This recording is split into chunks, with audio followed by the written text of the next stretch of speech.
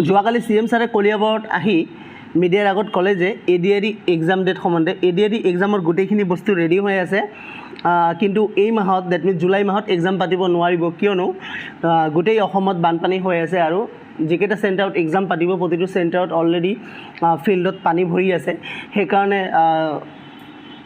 তেখেতে ক'লে যে পুলিচে দৌৰিব নোৱাৰিব, ইন দ্য চেন্স পুলিচে দৌৰিব নোৱাৰিব, তাৰমানে আছাম পুলিচৰ এক্সামৰ কাৰণে পুলিচে দৌৰিব নোৱাৰিব, ৰানিং পাতিব নোৱাৰিব। আৰু ADRE এক্সামৰ কাৰণে পুলিচ কি কৰিব লাগিব, ছিকিউৰিটিৰ কাৰণে পুলিচ দিব লাগিব আৰু পুলিচকে এতিয়া ট্ৰেইনিং কৰাব লাগিব। তো ট্ৰেইনিং ক'ত কৰাব, সেইকাৰণে ফিল্ডবোৰ তোমাৰ পানী হৈ আছে কাৰণে সেইখিনি কৰাব পৰা নাই ব্যৱস্থাখিনি। তো জুলাই মাহটো ৰৈ দিব কৈছে, জুলাই মাহৰ পিছত এক্সাম পাতিব। মুঠতে এই বছৰত গোটেইখিনি এক্সাম শেষ কৰিব বুলি তেখেতে কৈছে। মই তেখেতৰ বাইটটো আপোনালোকক শুনাম।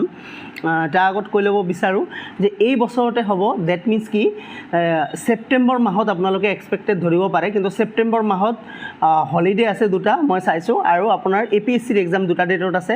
যিহেতু আমাৰ ADRE এক্সাম বিশেষকৈ ছেটাৰডে ছানডে হয়, হয়তো ছেপ্টেম্বৰ মাহত আছাম পুলিচৰ ৰানিং হৈ যাব, কিন্তু ADRE এক্সাম ছেপ্টেম্বৰ মাহত 29 ছেপ্টেম্বৰত এটা হ'ব পাৰে, আৰু অক্টোবৰৰ 20 তাৰিখ 21 তাৰিখ 26 তাৰিখ 27 তাৰিখ এইকেইটা ডেটৰ ভিতৰত ADRE এক্সাম হোৱাৰ চান্স আছে, মানে ছেপ্টেম্বৰ আৰু অক্টোবৰ। তো এতিয়া বাইকটো আপোনালোকে পোনপ্ৰথমে চাই লওক, পিছত ডিছকাশ্যন কৰি গোটেইখিনি ৰেডি হৈ আছে। বৰ্তমান বানৰ পৰিস্থিতিৰ কাৰণে মই এই বিষয়টো চকু দিয়া নাই, কাৰণ আজি যদি আমি পৰীক্ষা পাতিব লাগে, পুলিচে দৌৰিব লাগিব, পুলিচত এখন খেলপথাৰতো পানী নোহোৱাকৈ নাই।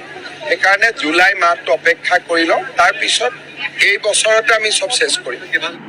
চ' এই বছৰত এক্সাম পাতিব বুলি কৈছে, ডেট মিনছ কি এই বছৰত এক্সাম হ'ব, এইখিনি আপোনালোকে কনফিডেঞ্চ ৰাখক।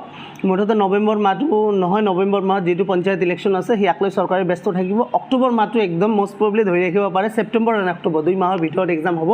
প্ৰিপেৰেশ্যন মেইনলি ৰাখক, আৰু এক্সাম ডেট লৈ বেছি আলোচনা কৰা নাযাব। হৈ গ'ল যিখিনি কোৱা, ঠিক আছে। এইটোৱে মোৰ হয়তো এক্সাম ডেট সম্বন্ধে আৰু বিশেষকৈ পিছত আলোচনা নকৰোঁ, একো অফিচিয়েল ইনফৰমেশ্যন নোহোৱালৈকে। তো এইখিনি আপোনালোকে ধৰি মেইনলি পঢ়াটো আগবঢ়াই যাওক। পঢ়াত যিখিনি আপোনালোকৰ মন নোহোৱা হৈ গৈছে, পঢ়াটো পুনৰ আৰম্ভ কৰক। মই অলৰেডি NTPC ৰেলৱেৰ প্ৰিভিয়াছ ইয়াৰ চিৰিজ আৰম্ভ কৰিছোঁ। NTPC প্ৰিভিয়াছ ইয়াৰ চিৰিজটো যদি আপোনালোকে কমপ্লিট কৰে, ADRE গ্ৰেড 3 কাৰণে খুব উপকাৰ হ'ব। আছাম GK ইণ্ডিয়ান GK, তাৰপিছত ৰিজনিং, মেথছ গোটেইখিনি তাত মই ইনক্লুড কৰাই দিম। জিঅ'মেট্ৰি চিৰিজ এটা আৰম্ভ কৰা হৈছে, মোৰ মেথছৰ চিৰিজটো চাওক, ঠিক আছে।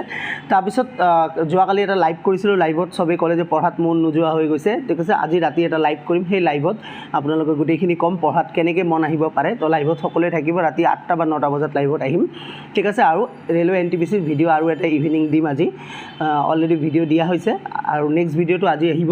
মুঠতে ৰেলৱে NTPCৰ প্ৰিভিয়াছ ইয়াৰ কুৱেশ্যন পেপাৰ চিৰিজটো চাব, ADREৰ কাৰণে ভেৰি ভেৰি ভেৰি ইম্পৰ্টেণ্ট হ'ব। তো থেংক ইউ ছ' মাছ।